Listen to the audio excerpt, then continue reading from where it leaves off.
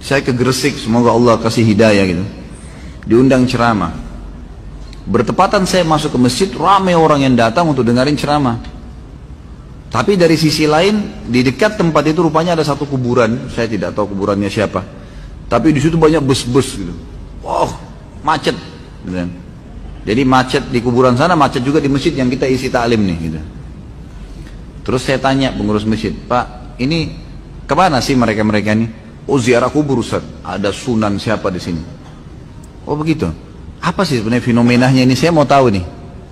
Nah ini dia bilang, ini travel ini yang orang-orang ini semoga Allah berikan hidayah. Jadi tidak berpikir masalah akhirat nih. Jadi mereka datangin kiai-kiai, kerjasama dengan beberapa kiai. Saya tidak tunjuk siapapun ya, tapi ini bahasa orang-orang situ sendiri. Jadi datang kepada beberapa kiai yang punya komunitas. Nih Pak Kiai, kita ajak ziarah yuk jamaah ke kuburan si fulan. Satu bus sekian puluh orang. Pak Kiai dapat satu orang 100.000. Negosiasi. Kalau datang itu satu hari bisa bolak-balik puluhan ratusan bus bolak-balik, apalagi di waktu tertentu. Yang penting Kiai bilang pergi sana 100.000 per kepala kali sekian ratus orang. Proyek gitu. Tapi ini proyek api neraka. Alhamdulillah. Ini berbahaya sekali. Kuburan dalam Islam kita yang disuruh doain, kita yang disuruh berikan salam, bukan kita yang minta. Datang ke sana dibuatin program di dalam itu. Macam-macam programnya, ada ini, ada itu, ada ini, baca itu, ada yang sampai menginap, luar biasa. Allah musta'an. Semoga Allah kasih hidayah. Tapi rata-rata begitu. Saya pernah ke Banten, tidak sengaja mampir ke masjid. Satu masjid begitu, sholat.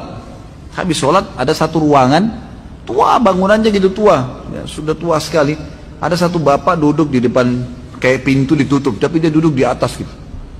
Saya lihat penasaran, kok orang ini orang duduk di atas pintu itu, jadi hampir dekat dengan atapnya pintu itu.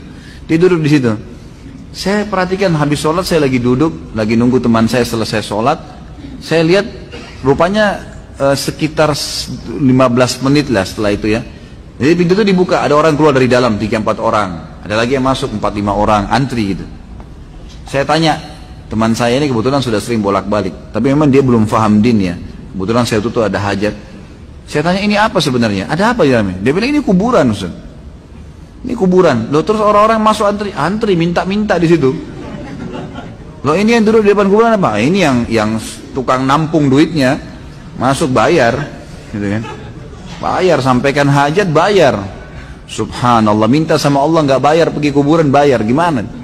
Hah? Langsung sama pemilik pencipta langit dan bumi, ya Allah berikan, langsung dikasih, nggak pakai bayar, nggak pakai operator, nggak susah-susah gitu.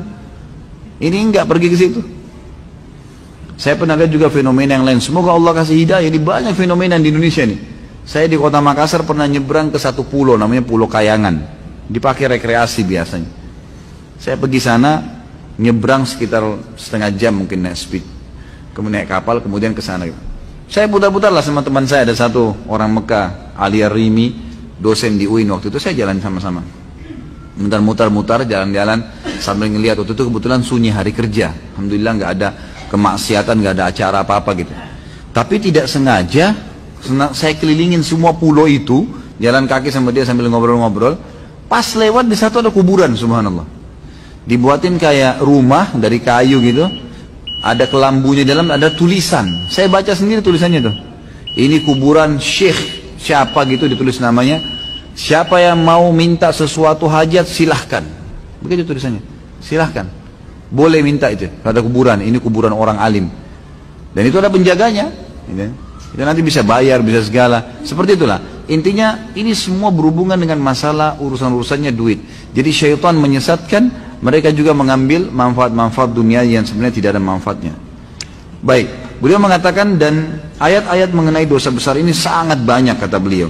Karena itu barang siapa yang menyekutukan Allah kemudian dia mati dalam keadaan sebagai seorang musyrik, maka dia termasuk penduduk neraka secara qat'i, nggak bisa dibantah. Ini perkataan Imam Zahabi.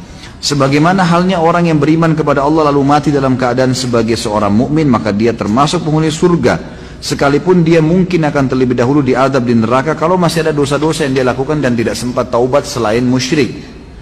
Dan Nabi SAW pernah ditanya dalam sebuah hadis yang agung, Kata Nabi SAW, hadis ini diriwayatkan oleh Imam Bukhari dalam kitab Syahadat. Bab maqila fi syahada az-zur. Ya. Nomor 2654, Imam Muslim dalam Kitabul Iman, bab bayamul kabair wa akhbariha, nomor 87. Kata Nabi SAW, ala unabbikum bi akbaril kabair, maukah saya tunjukkan kalian induknya dosa-dosa besar sebanyak 3 kali, thalathan. Qalu bala ya Rasulullah, para sahabat mengatakan tentu ya Rasulullah, kami mau. Qala al-isyraku billah, kalian menyekutukan Allah. Jadi sudah saya kasih contoh-contohnya. Jadi ini Allah murka betul sama mereka. Wa uququl walidain, dan durhaka dengan kedua orang tua. Wa jalasa wa kana muttaki'an, dan beliau pada saat itu lagi ya baring, kemudian beliau duduk. Lalu beliau berkata, yang ketiga, ala wa qauluz zur, sadarilah dan hati-hatilah dengan perkataan dusta. Qala fama zala yukarriruha hatta qulna laitahu sakat. Nabi SAW terus mengulangin perkataan tersebut, syirik kepada Allah, durhaka dengan orang tua, perkataan dusta, diulangin lagi. Syirik kepada Allah, durhaka dengan orang tua, terus, dan perkataan dusta. Kata para sahabat sampai kami berharap Nabi SAW diam. Karena terus beliau ingatkan, hati-hati, hati-hati, ini berbahaya. Gitu kan? Sampai ulama mengatakan syaitan lebih senang dengan perbuatan syirik daripada zina 1000 kali, bahkan ribuan kali. Lebih senang daripada riba sekian ribu kali, mencuri, membunuh. Karena syirik ini sudah luar biasa. Langsung kalau syirik besar, mengulangi syahadatnya. Ini nggak bisa.